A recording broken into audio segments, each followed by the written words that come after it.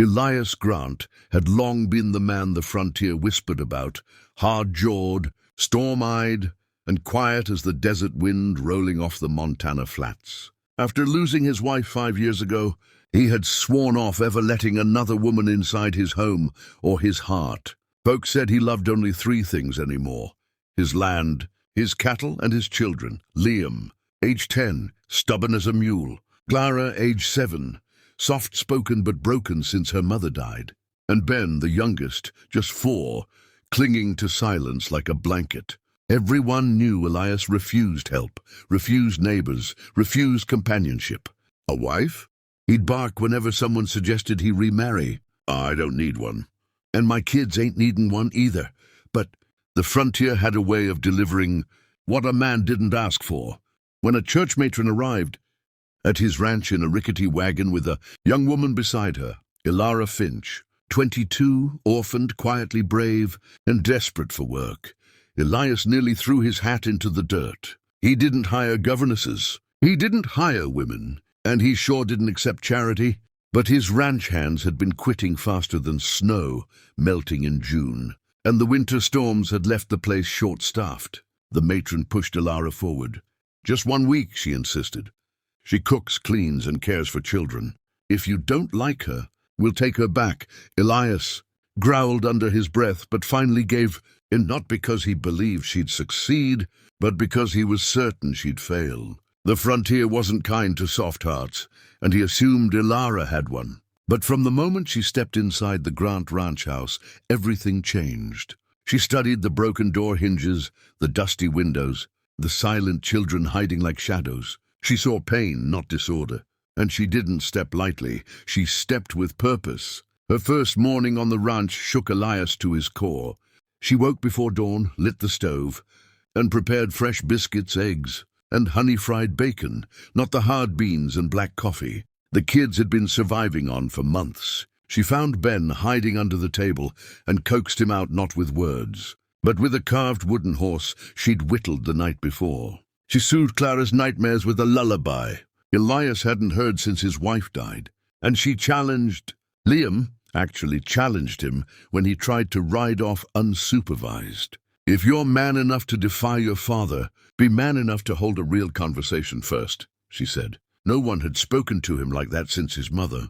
By midday, the children were following her like ducklings, smiling for the first time in years. Elias watched from the porch, stunned. He didn't want this woman in his life. He didn't want what she stirred in the children. But worst of all, she stirred something in him. Something warm, something dangerous, something he thought died long ago. And when Ilara stepped outside at sunset, hair glowing gold in the last light, Ben asleep in her arms, she looked at Elias and said softly, "Your home isn't broken. Mr. Grant has just been waiting for someone to remember its heart." He didn't answer, but his silence trembled. Elias Grant had weathered storms fierce enough to tear roofs from barns, but nothing had unsettled him like watching Ilara slip seamlessly into the rhythm of his once-faded household. He kept his distance, convinced she was merely passing through, a temporary gust in a house long trapped in winter.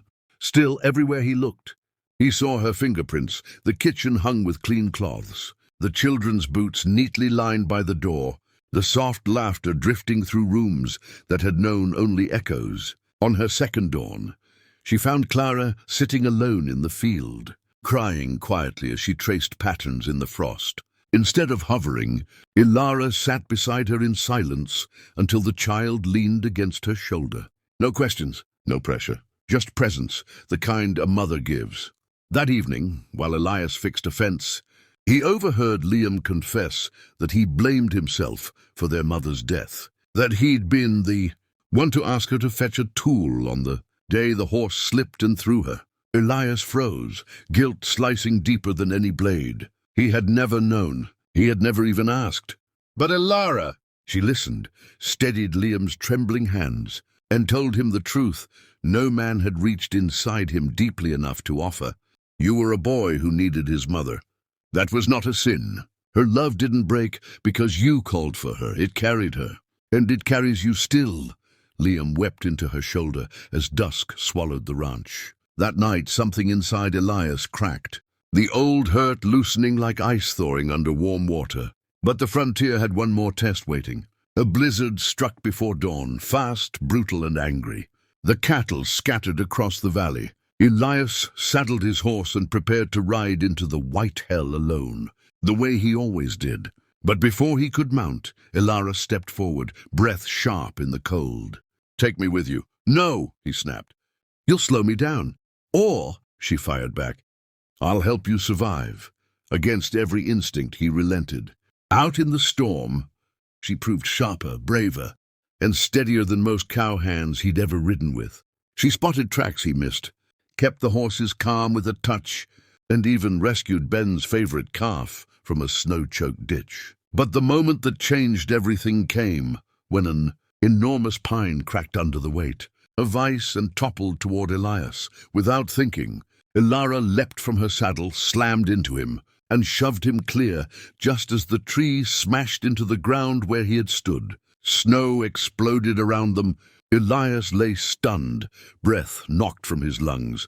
Elara sprawled across him, shivering and gasping, but alive. His voice was rough when he whispered, "Why would you risk your life like that?" Her answer was simple, "Because your children need their father. And maybe I do too." When they returned home, soaked and frozen, the children clung to her, terrified they'd lose her, the way they lost their mother. Elias saw it in their eyes, the attachment he feared but could no longer deny. After the kids slept, he found her by the hearth, drying her hair. He stood in the doorway, like a man facing the final truth of his life. "Elara," he said quietly, "I told the world I'd never take a wife again. But the frontier has taught me something." She looked up, heart pounding. "The man who shuts out love isn't strong. He's starving." And for the first time since his wife's death, Elias Grant let his voice tremble. "Stay, not as a worker, not as a guest. Stay as the woman who brought my home back to life." Elara's breath hitched, tears glimmering. "If that's where you want me." "It is," he whispered. The frontier had seen many storms, but none so powerful as the one that broke inside a lonely cowboy's heart and rebuilt it again, this time stronger, warmer, whole. If you felt even one spark of emotion today, make sure you subscribe for more powerful frontier stories. Your support keeps these legends alive.